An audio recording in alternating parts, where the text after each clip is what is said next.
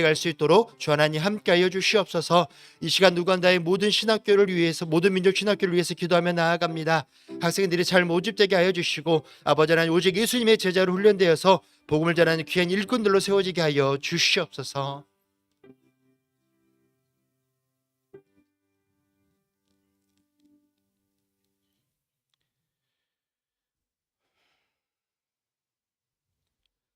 사랑과 은혜가 충만하신 하나님 아버지, 12월 첫째 주일을 맞이하여 저희를 주님의 거룩한 전으로 인도하시고 예배를 통해 주님을 찬양하며 경배할 수 있도록 하시니 감사드립니다.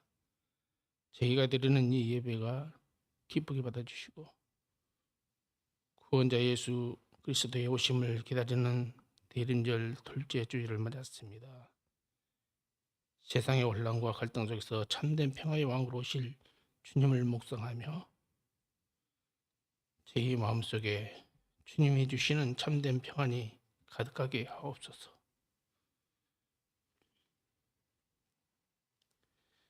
주님께서 이 땅에 오실을 소망하며 깨어 근신하게 하시고 저희가 이 땅에서 주님의 평화를 전도하는 도구로 쓰임받게 하여 주시옵소서. 제 말과 행동이 주님의 평강을 나타내는 삶이 되게 인도하여 주시옵소서. 긍휼의 하나님, 저희의 삶을 돌아봅니다. 주님을 믿는다고 하면서도 세상에 같이 휩쓸려 살았고 이웃을 사랑하는 주님의 명령을 소홀히 했던 저희의 죄와 허물을 용서하여 주시옵소서. 십자가의 보혈로 저희의 마음을 정결케 하시고 저희가 주님을 맞이할 합당한 마음의 성정이 되도록 새롭게 하여 주옵소서. 이 나라 대한민국에 주님의 공의와 평화가 임하사 대통령을 비롯하여 모든 지도자들에게 지혜와 분별함을 주시어 주님의 뜻을 따라 국정을 이끌어가게 하옵소서.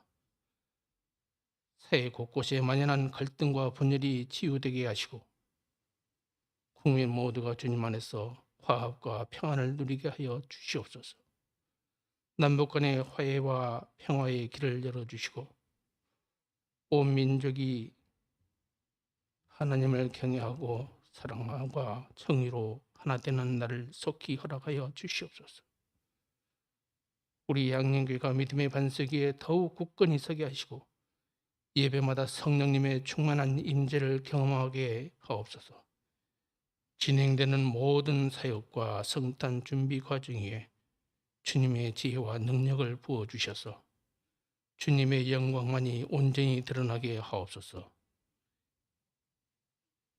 이웃과 지역사회를 섬기는 모든 봉사의 손길에 축복하여 주시고 우리의 작은 나눔이 주님의 사랑을 비추는 통로가 되게 하옵소서. 성도 한 사람 한 사람의 삶을 붙들어 주시기를 간구합니다. 주님 앞에 예배드리는 모든 성도들이 가정과 직장과 사업 위에 하늘의 복을 다하여 주시고 남은 한 달을 믿음과 감사로 잘 마무리하여 할 수 있도록 인도하여 주옵소서. 주님께서 사랑하사 다니엘시에 오신 김현준 이 목사님께 성령의 능력과 은혜를 갑절로 부어주셔서 말씀을 전하실 때 저희들의 심령이 뜨거워지고 영안이 열리고 귀가 열려 주님의 세미한 음성을 듣게 하옵소서. 해산위에서 흘러나오는 모든 생수가 가득 차게 하옵소서. 이른 아침부터 믿음으로 준비한 믿음 찬양대의 찬양을 온 성도가 한 마음으로 드릴 때에 기쁘게 흠양하여 주옵소서. 보이지 않는 여러 곳에서 예배를 위해 헌신하는 이들을 기억하사 하늘의 복을 허락하옵소서. 이 모든 말씀을 예수님의 이름으로 기도드립니다. 아멘.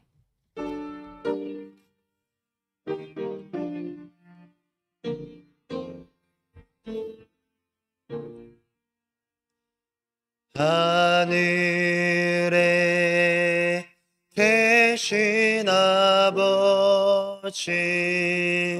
이 이름 거룩하사 주님 나라 임하시고 뜻이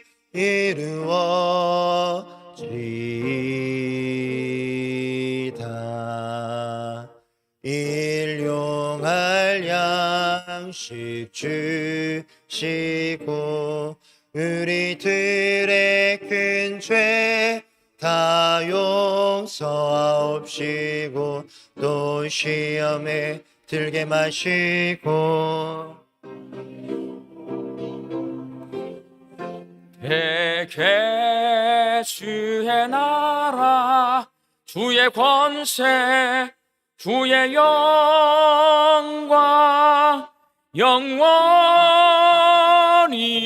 영원히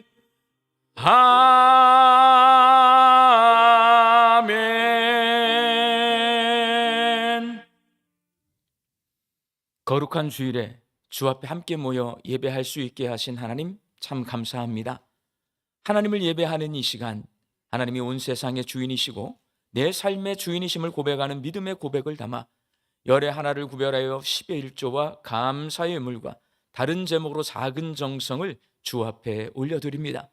저희가 주께 드리는 이 정성 위에 하나님 복을 내려 주시어서 하나님의 뜻대로 하나님의 나라와 하나님의 교회와 하나님의 선교와 다음 세대 자녀들과 어려운 이웃들을 위하여 사용되어지는 복되고 귀한 예물 되게 하여 주옵소서. 예수님의 성탄을 기다리며 대림절기를 살고 있는 우리 양림의 성도들에게 믿음 주셔서 이 땅에 오신 예수님처럼 사랑하며 살게 하여 주시옵시고 낮아져서 섬기며 살게 하여 주시옵시고 하나님 높이며 살아가는 이 대림절기가 되게 하여 주옵소서.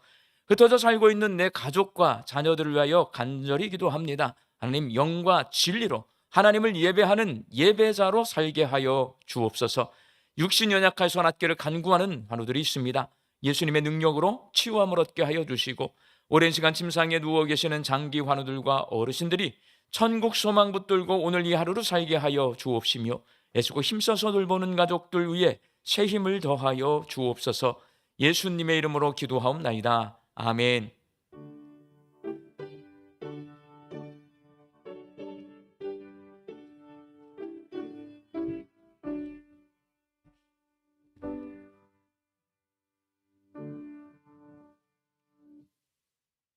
오늘 우리에게 주시는 하나님의 말씀은 여호수아 15장 1절에서 12절 말씀입니다.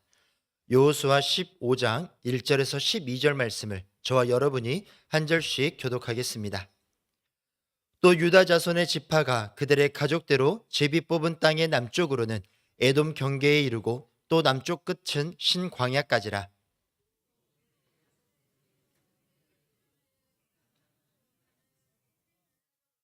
아그라핀 빕탈 남쪽으로 지나 신에 이르고 가데스 바네아 남쪽으로 올라가서 헤스론을 지나며 아달로 올라가서 돌이켜 갈가에 이르고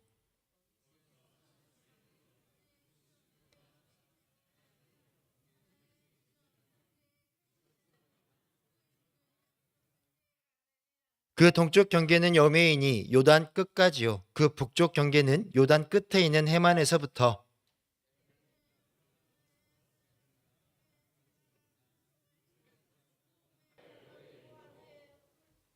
또 아굴 골짜기에서부터 드비를 지나 북쪽으로 올라가서 그 강 남쪽에 있는 아둠민 비탈 맞은편 길가를 향하고 나아가 엔세메스 물들을 지나 엔로겔에 이르며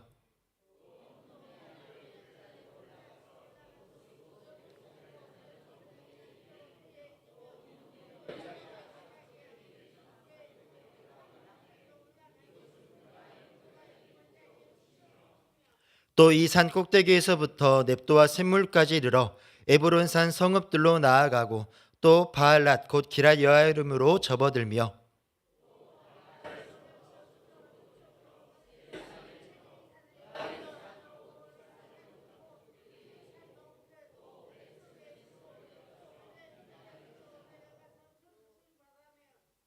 또 에그론 비탈 북쪽으로 나아가 시끄론으로 접어들어 바알라 산을 지나고 얌레엘에 이르나니 그 끝은 바다며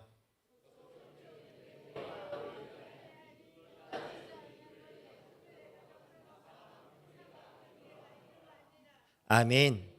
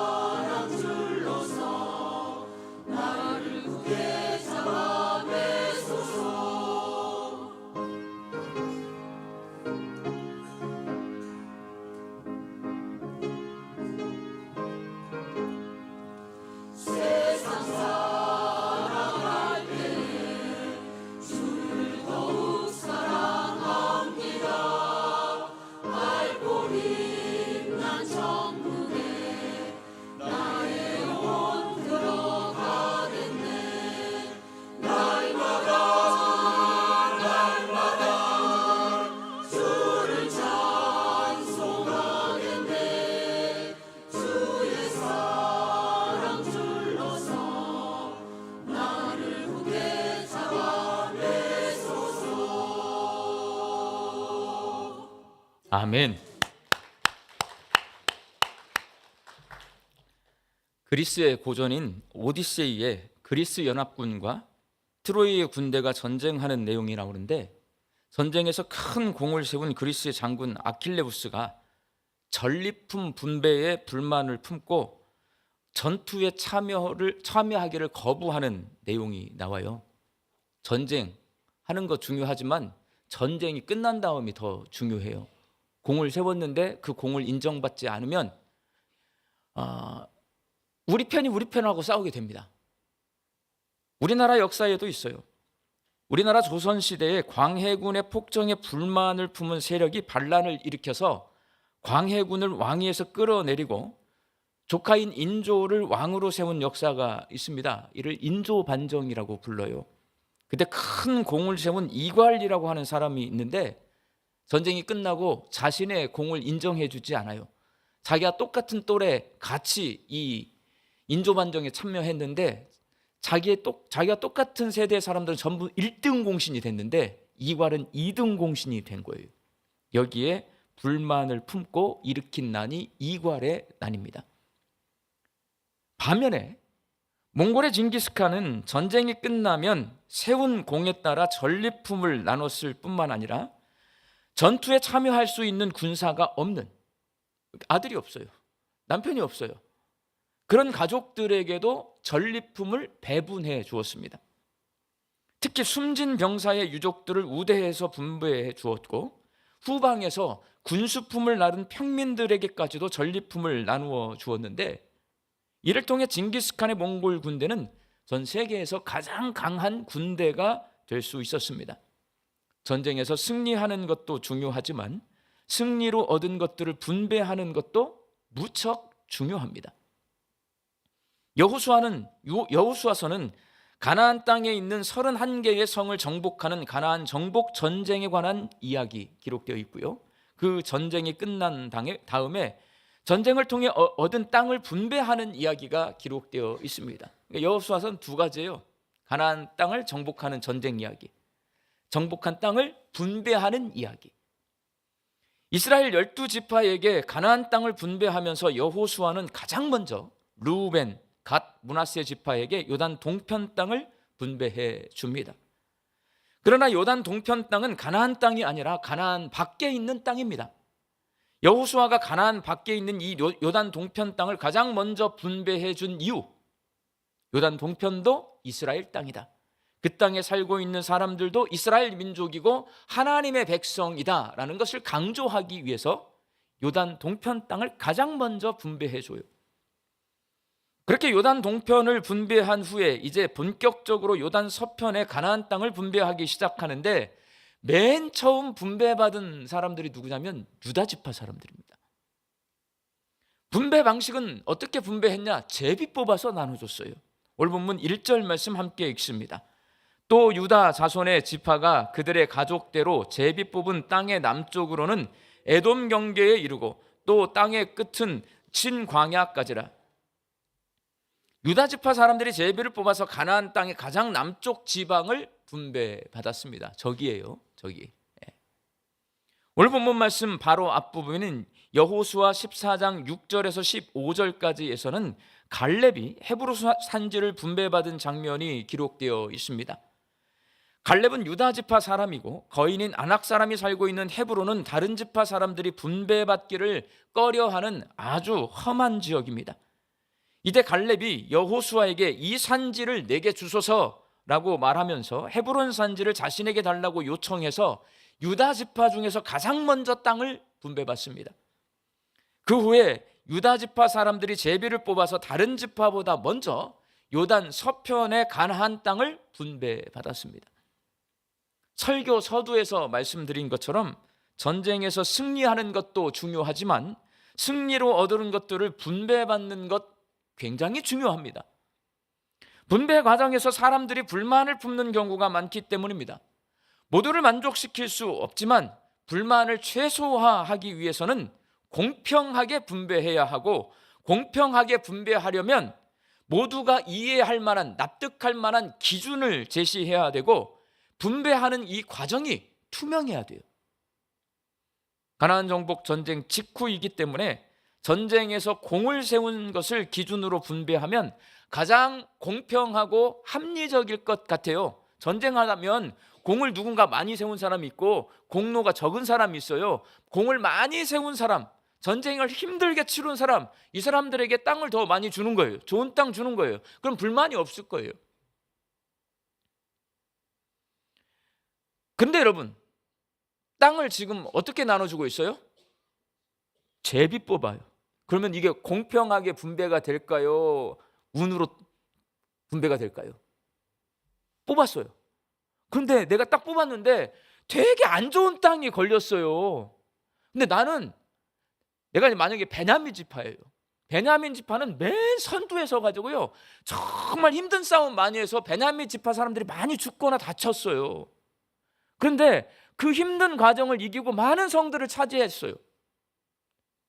나는 므낫세 지파예요. 또 근데 나는 뒤에서 후방에서 싸우는 거 이렇게 지켜보다가 예비대로 있다가 이 사람들이 조금 힘들면 그때가 좀 도와줘요. 그런데 제비를 뽑았는데 뒤에서 힘들면 도와주고 많이 죽지도 않은 므낫세 지파가 제일 좋은 땅을 뽑고요, 맨 앞에서 많이 죽고 다치고 힘들게 싸웠던 베냐민 지파가 후진 땅을 뽑았어요. 자, 불만이 있을까요, 없을까요? 이건 불만이 있을 수밖에 없어요. 우리는 제비 뽑기가 되게 좋은 방법이라고 생각하는데 제비 뽑기요, 막상 하자고 하면 다 안 하려고 해요. 제비 뽑기는 전쟁의 공로를 제대로 인정받을 수 없는 갈등의 요소가 아주 많은 그러한 분배 방식입니다. 그런데도 불구하고 하나님께서는 여호수아를 통해 이스라엘 각 지파별로 제비를 뽑아서 가나안 땅을 분배하게 하셨어요. 이것도 이상해. 왜 제비를 뽑게 하신 거야? 그리고 오늘 본문 말씀을 가만히 읽어보잖아요, 여러분. 저는 순서 진짜 중요하다고 생각합니다. 순서.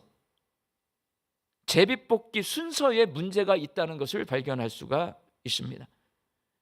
여호수아 당시는 형제 서열을 굉장히 중요하게 생각하던 시대입니다. 신명기 21장 17절 말씀 함께 읽습니다.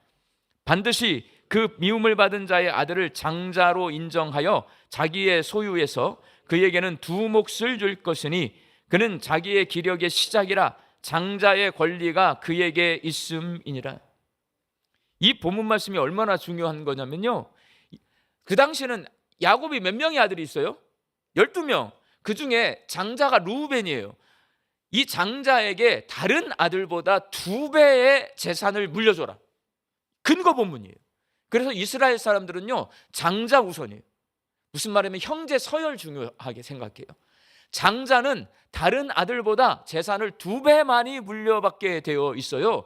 이 본문이 장자, 차자, 셋째, 넷째 이 서열의 질서를 지키게 해주는 본문입니다. 하나님께서는 이스라엘 백성이 광야에 있을 때 모세를 통해 율법을 주셨는데 그 율법은 장자는 유산을 다른 아들보다 2배 더 많이 받을 권리가 있다고 규정함으로써 여호수아 당시에 장자 우선, 동생보다는 형이 우선하는 서열 문화를 만들게 했어요. 그게 율법이에요. 이스라엘은 야곱의 12아들의 후손들이 각각 지파를 이루어서 하나로 뭉친 혈연 공동체입니다. 그래서 가나안 땅을 분배받기 위해 제비뽑기를 하면 형제 서열대로 와서 뽑아야 돼요. 큰아들이 르우벤입니다. 둘째가 시므온이고요, 셋째가 레이고 넷째가 유다입니다. 자, 그런데 제비를 누가 제일 먼저 뽑았어요? 유다가 제일 먼저 뽑았어요. 자, 그러면 앞에 르우벤, 시므온, 레위 가만히 있을까요? 르우벤은요, 요단 동편 땅을 이미 분배받았어요. 가만히 있습니다. 레이는요, 레이 지파 사람은 성막을 섬기며 살아요. 그래서 제비를 안 뽑아요. 재산 분배가 안 됩니다. 그러니까 셋째도 가만히 있어요. 그런데 누구 남았어요?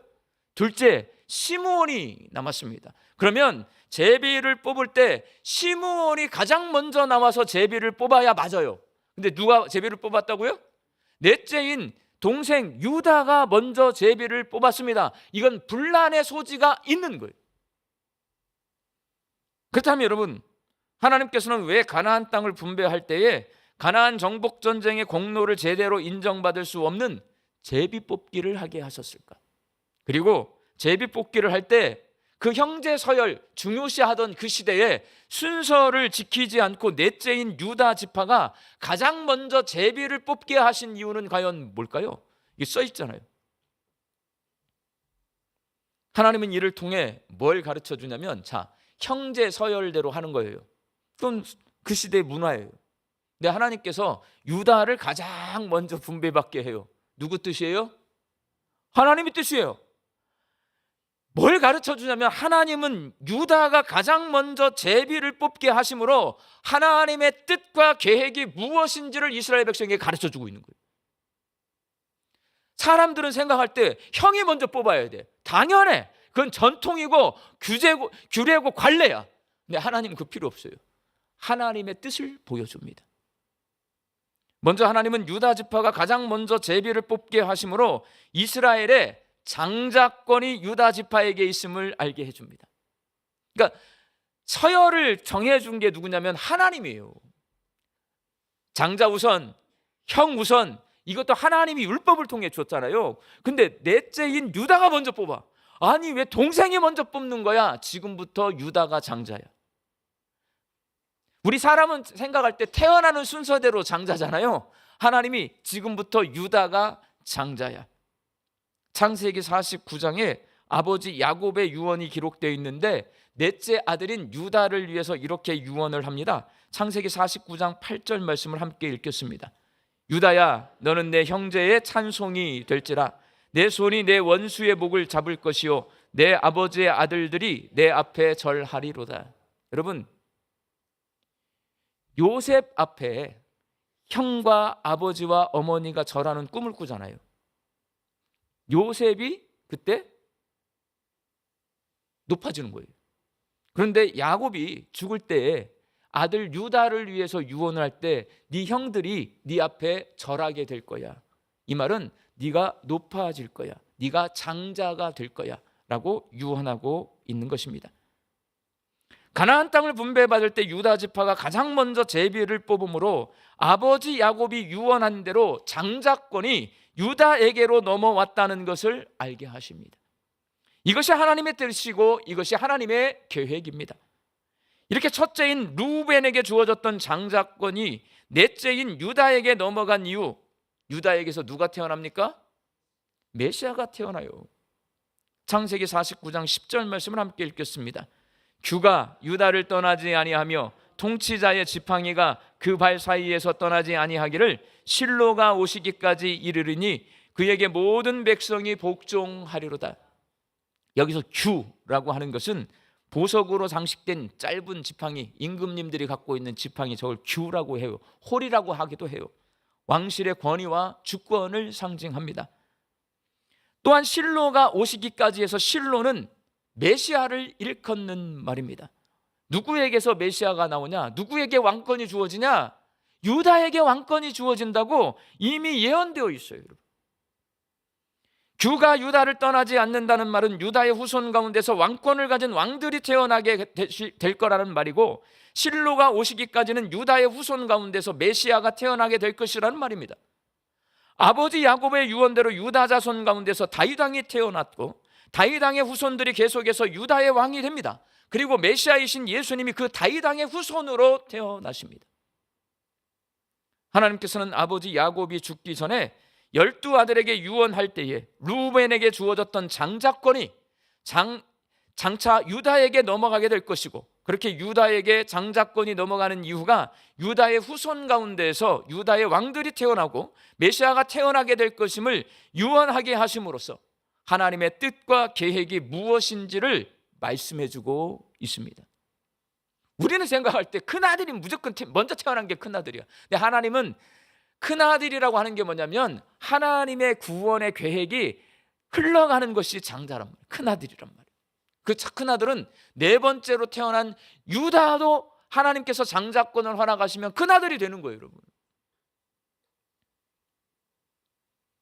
이스라엘 백성이 가나안 땅을 정복하고 그 땅을 분배할 때 유다 지파가 가장 먼저 제비를 뽑게 하심으로써 창세기 49장에서 아버지 야곱의 유언을 통해 말씀하셨던 하나님의 뜻과 계획, 유다를 통해서 하나님의 구원 역사를 써내려 가실 거라는, 유다가 야곱의 12아들 가운데 장자가 되고 유다 지파가 장자 지파가 되게 할 것이라는 하나님의 뜻과 계획을 제비 뽑기를 통해 이루어 가십니다.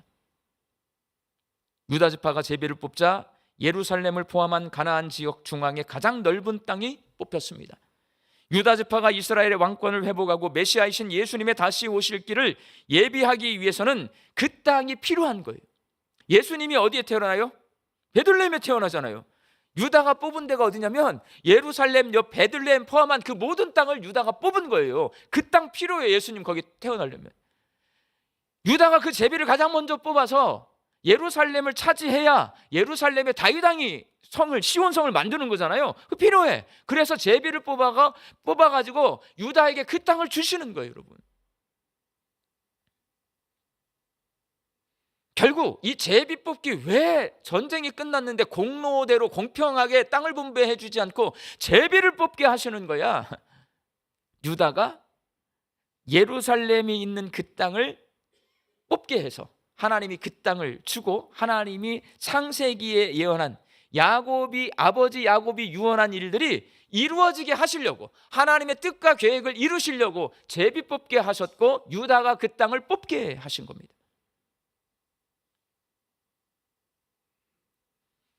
그렇지만 첫째가 아니라 넷째가 먼저 제비를 뽑았어요.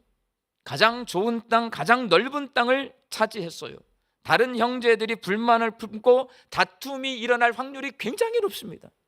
요단 동편을 먼저 분배하는 것도 이스라엘 지파 사람들은요 되게 꼰대들이에요. 이거 분명히 여호수아에게 달라들었을 거예요. 근데 다 입 다물고 가만히 있거든요. 유다 지파가 가장 먼저 와서 제비를 뽑아요. 갈렙은 제비도 안 뽑아요. 이 땅 내게 주소서라고 말해요. 이거 전부 불만, 원망, 그리고 전쟁 끝나고 싸울 거리예요. 근데 싸우지 않습니다. 왜 그럴까요? 다른 지파 사람들이 싸우지 않는 이유, 그것을 하나님께서 뜻과 계획을 이루어 가시는 걸로 받아들인 거예요. 자기들 생각에는 원래 전통에 따른다면, 상식에 따른다면, 원래 규정에 의하면 자기 생각대로 가야 되는데 그렇게 가지를 않은 거예요. 여호수아가 땅을 분배하는데 전혀 다른 방식으로 땅을 분배하고 있어요. 그런데도 그 원망의 민족인 이스라엘 백성들이 단 한마디도 하지 않는 이유, 이게 하나님이 뜻하신 바고 이게 하나님의 계획하신 바구나, 그걸 인정하고 있으니까 전원 다 아무도 불평하지 않습니다.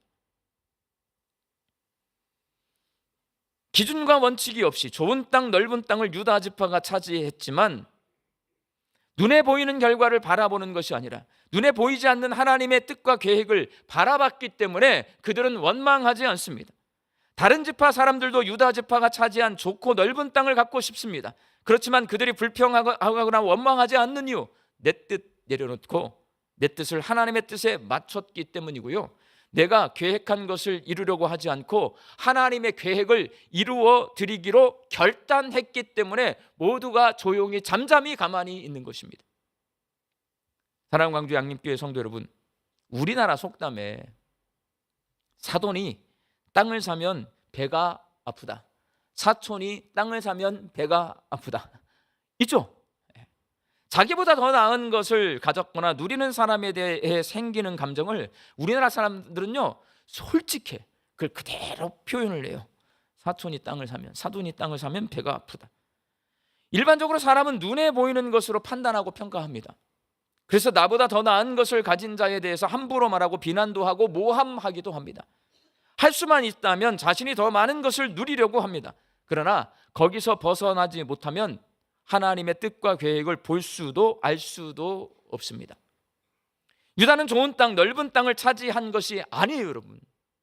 저게 제일 좋은 땅 가져가 버렸네? 이렇게 보잖아요. 시기 질투하는 마음, 불만스러운 마음이 생겨납니다. 그러면 하나님의 뜻이 안 보여. 하나님의 계획 절대 볼 수가 없어요. 어떻게 봐야 되냐?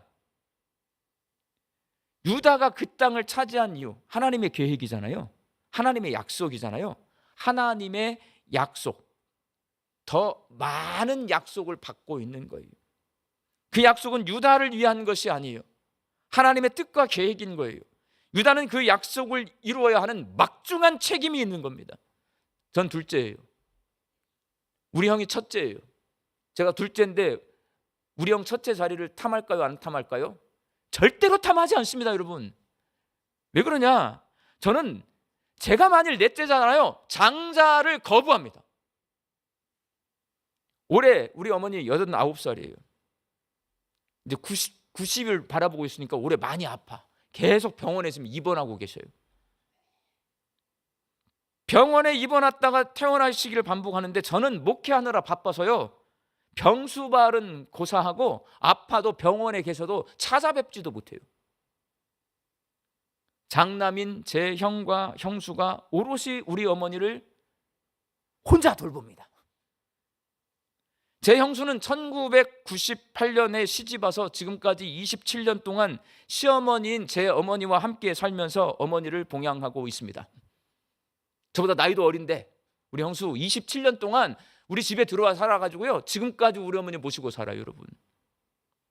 그래서 저는 제 형수와 제 형을 생각할 때마다 늘 미안하고 늘 고마워요.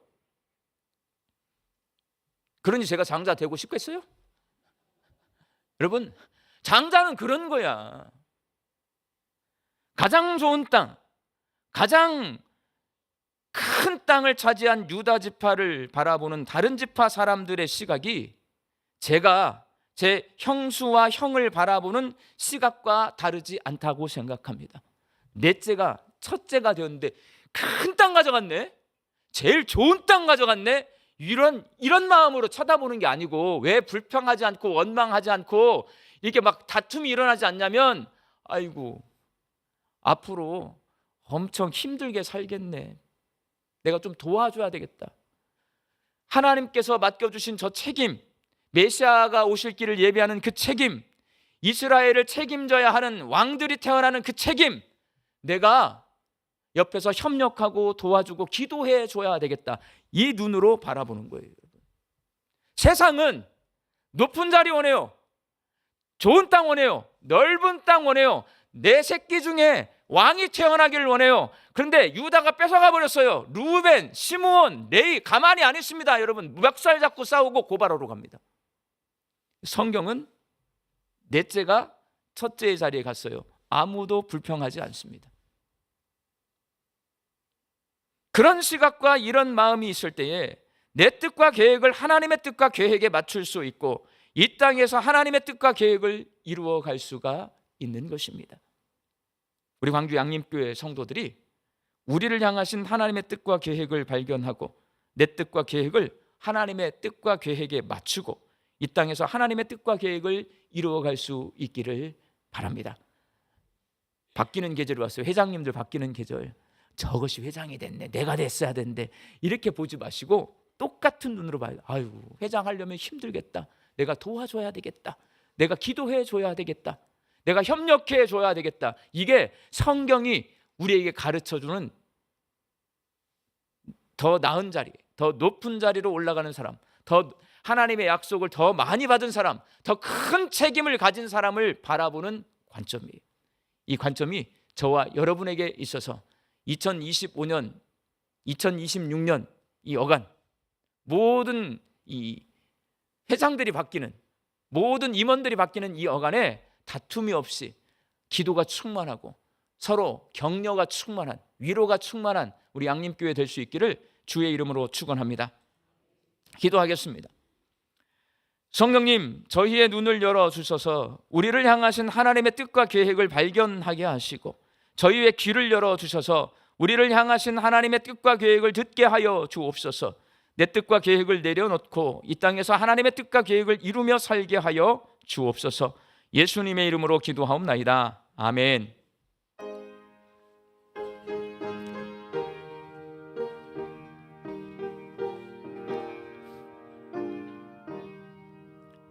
내 주여 뜻대로 행하시옵소서. 온 몸과 영혼을 다 주께 드리니 이 세상 오락한 주 인도하시고 날 주관하소서. 뜻대로 하소서. 내 주여 뜻대로 행하시옵소서. 큰 근심 중에도 낙심케 마소서. 주님도 때로는 울기도 하셨네. 날 주관하셔서 뜻대로 하소서. 내 주여 뜻대로 행하시옵소서. 내 모든 일들을 다 주께 맡기고 저 천성 향하여 고요히 가리니 살든지 죽든지 뜻대로 하소서.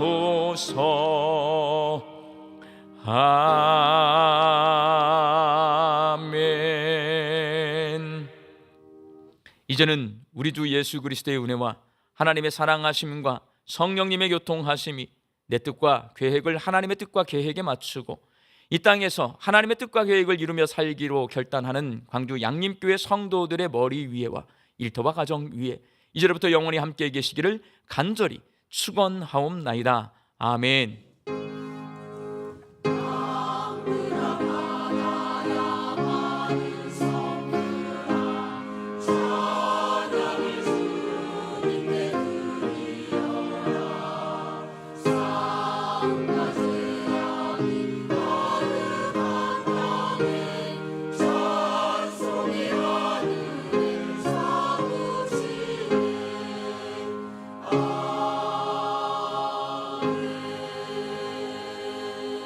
좌우에 계신 분들과 하나님께 맞춥시다. 인사 나누시 계십니다.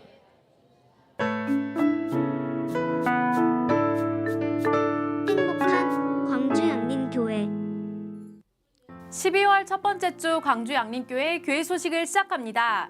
지난주에 오신 세 가족이 있습니다. 김미 권사님, 이시훈 성도님,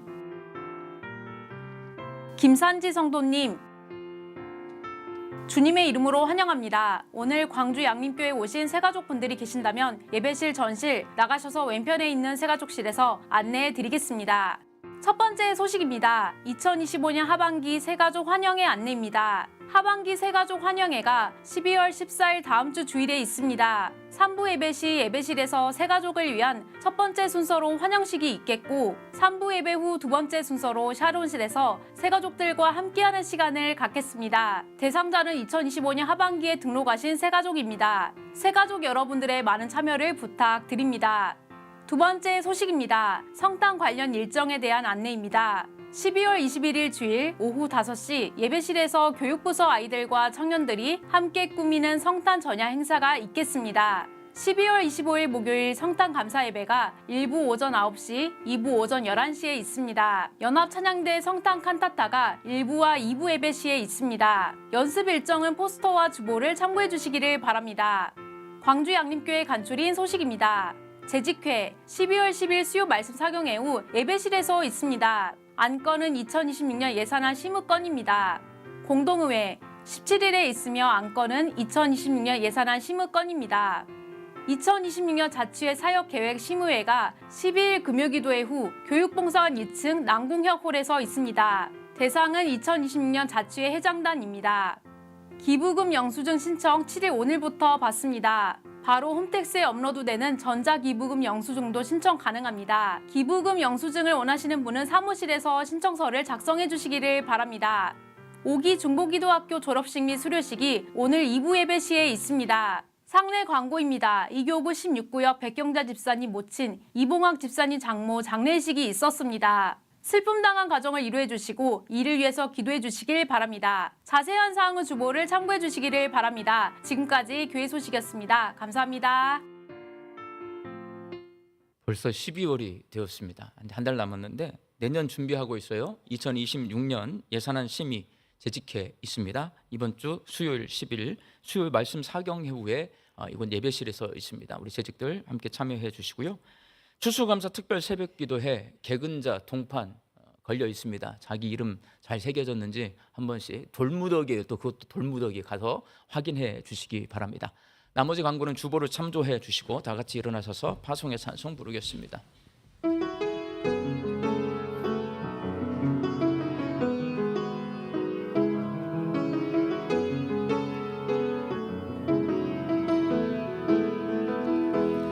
평강의 주께서 너와 함께 하시고 평강의 주께서 너를 축복하시고 평강의 주께서 너의 모든 삶 속에 평강 더하시기를 원하노라.